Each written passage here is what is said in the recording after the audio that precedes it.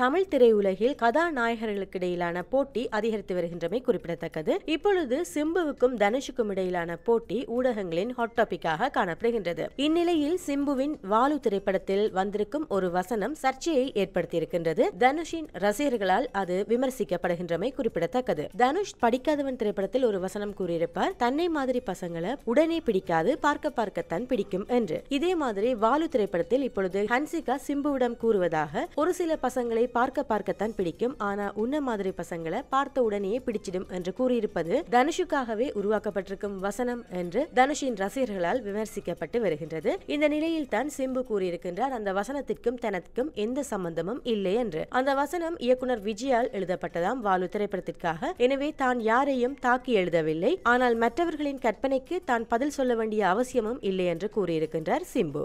ஒரு சில பசங்களை பார்க்கத்தான் பிடிக்கும், ஒன்ன மாதிரி பசங்களை பார்த்த உடனே பிடிச்சிடும். தேங்க்யூ.